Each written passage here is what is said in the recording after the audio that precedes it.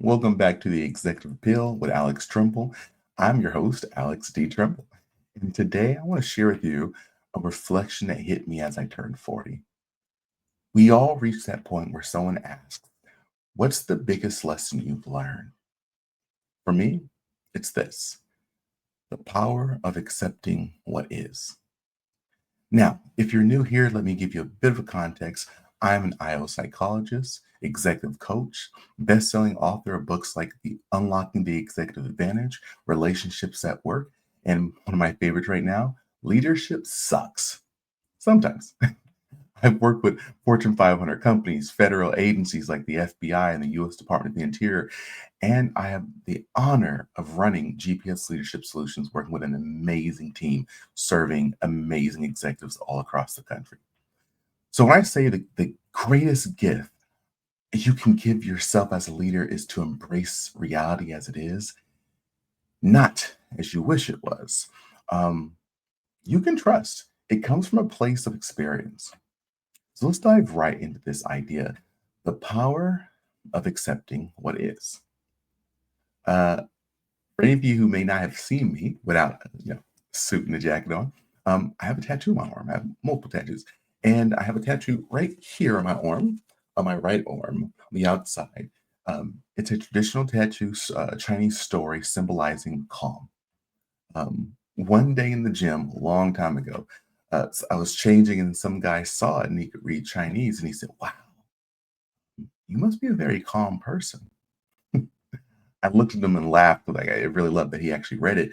And then I showed him the inside of my arm, which is the place that's hidden. On the inside, from hidden from view, the tattoo reads in Chinese, chaos. And for a long time, this was true.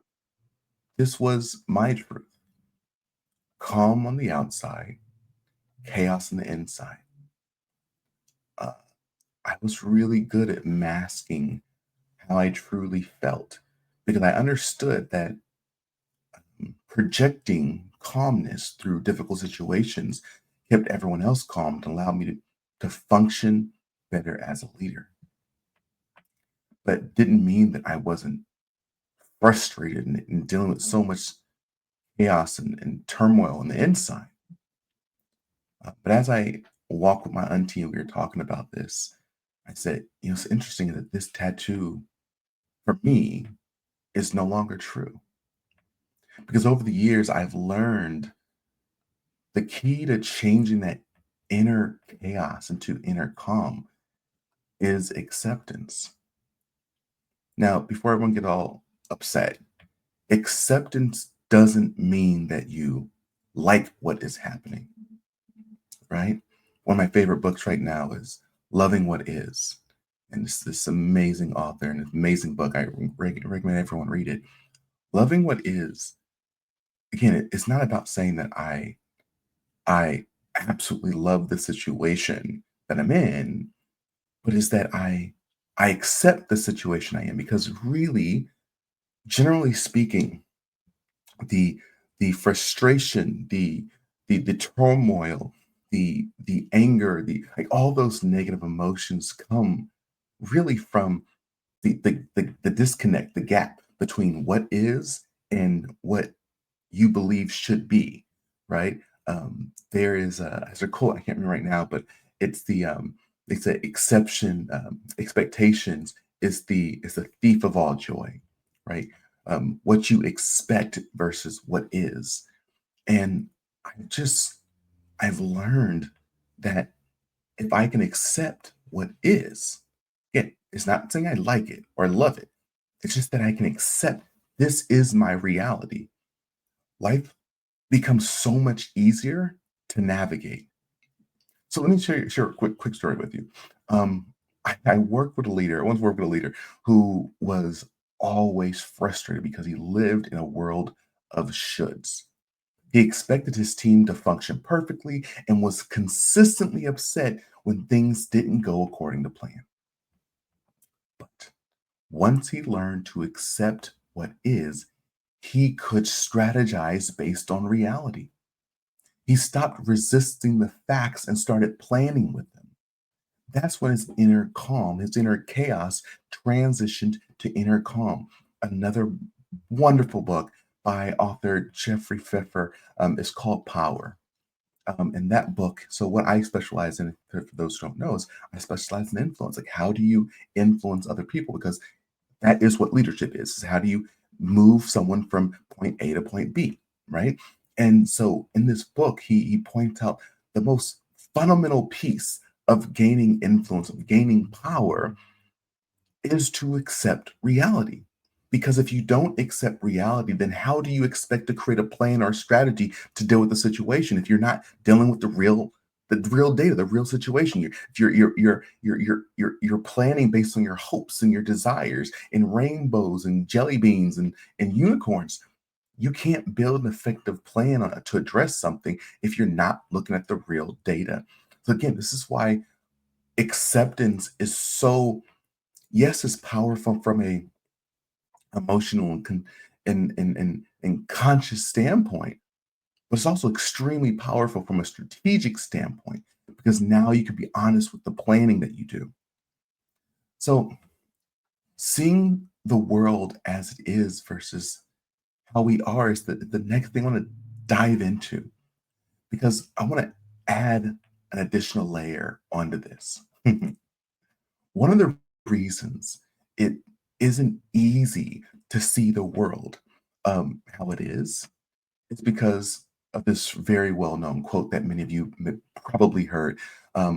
We don't see the world as it is, we see the world as we are. That is, our perceptions, how we see the world, is filtered through our own experiences, our fears, our values, our culture, our desires, right? I always give people this crass example.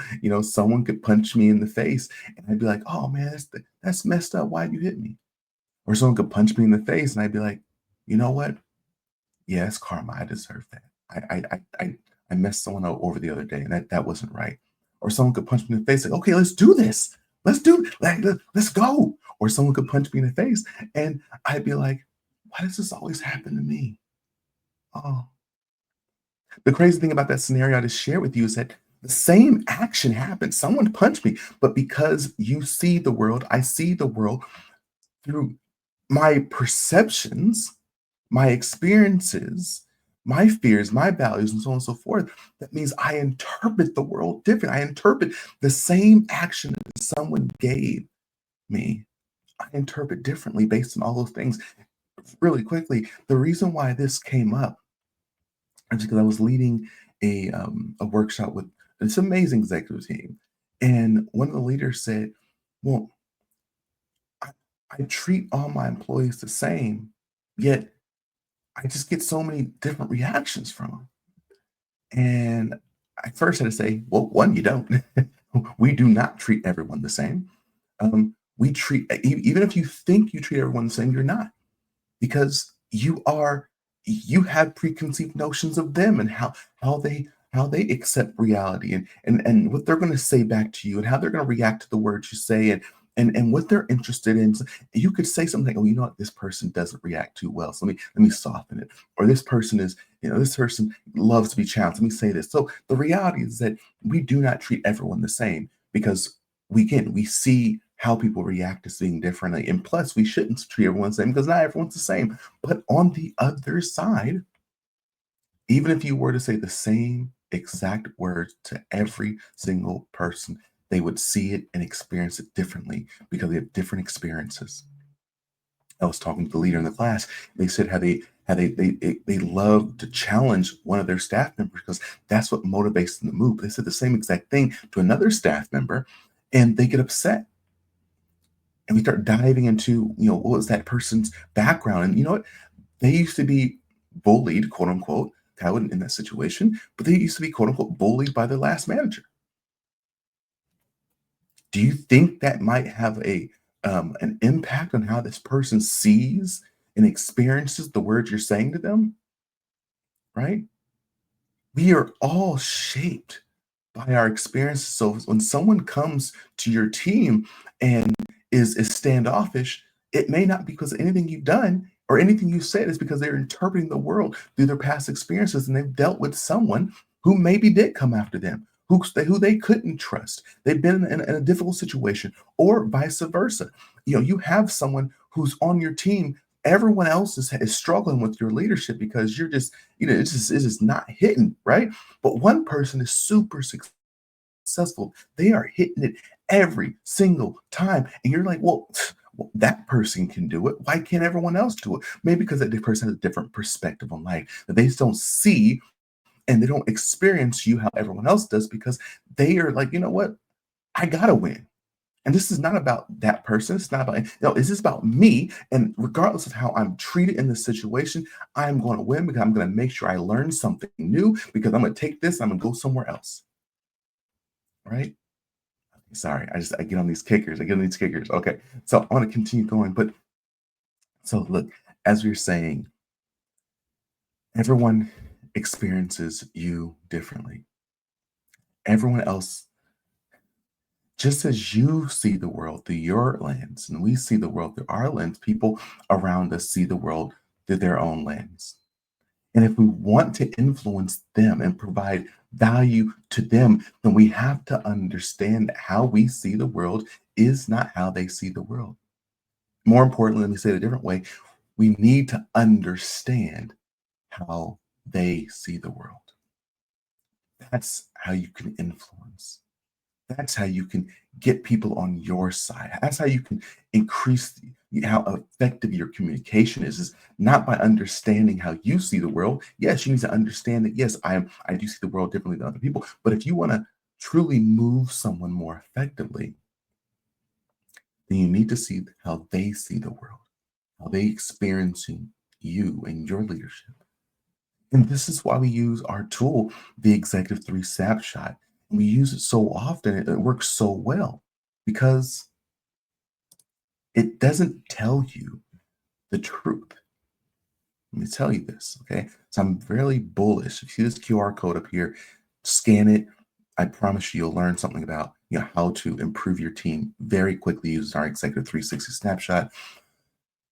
Here's the reality: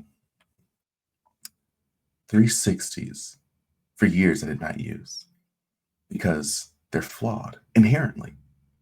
Here's the inherent flaw with 360 assessments.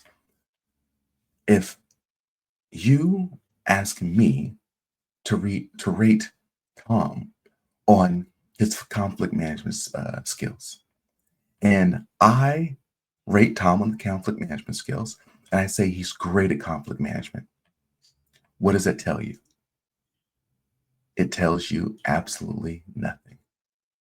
If I say that he is horrible at conflict management, what does that tell you? It tells you absolutely nothing. Why? Because if you didn't take the time to first assess me on it, whether I understand what effective conflict management skills are before I rate someone else on their conflict management skills, you don't know if I know what I'm talking about. So that's why 360 assessments can be very, very dangerous when used for hiring situations or promotion situations, so on and so forth. But then why does GPS use it and we use it so effectively? It's because of that same exact reason. We know that 360s don't give you the absolute truth. And that's not what we're looking for, though. They are, what the right 360s are really great for, especially again, our Executive 360 Snapshot.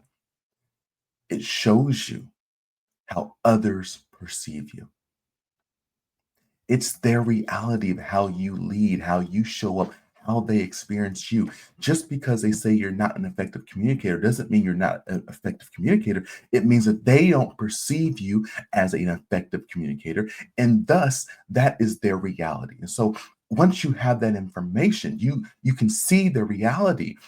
You can make intentional decisions. You might decide to change something about your approach, or realize that, some perceptions aren't worth changing. But now you're making those choices with a full understanding of how others see you in the world. And again, doing that allows you to increase your ability to influence. Look, understanding reality is so critical. This is why I wrote the book, um, Leadership Sucks sometimes. Because I truly believe as leaders, especially executive leaders, we need to acknowledge that leadership isn't always rosy. You don't have to pretend it's perfect. You look, if you scroll LinkedIn and Instagram and all other sites and you look at leaders, you'll see everyone posting about how wonderful leadership is, how flawless it is, how they're just having major wins by their amazing team and so on and so forth. But we need to admit that yes, sometimes leadership sucks. And once you accept that, you can create a plan to deal with it. Once you accept it, you can say, I can't be the only person out here experiencing this. How can I get help? How can I get support? That's why we do the work we do at GPS, because we do not believe that leaders who are honestly the major lever within any organization to in deciding how successful the organization is, leaders are so critical, especially executive leaders. They're essential to the success of any organization. And you know what? We all know that, surveys come out all the time that supervisors are the number one reason why why someone leaves their job. They leave their supervisor. Yes, so we've been leaning on supervisors for now years now, saying your job is to engage your staff, engage your team, make them feel heard, make them feel accepted, make sure they're developed, and so on and so forth. But you know what they consistently we across the board consistently do? We consistently forget to remember that executives are team members too. Executives are employees too. Executives are humans too. They need support. They need to feel valued. They need to be developed. These are realities. These are realities.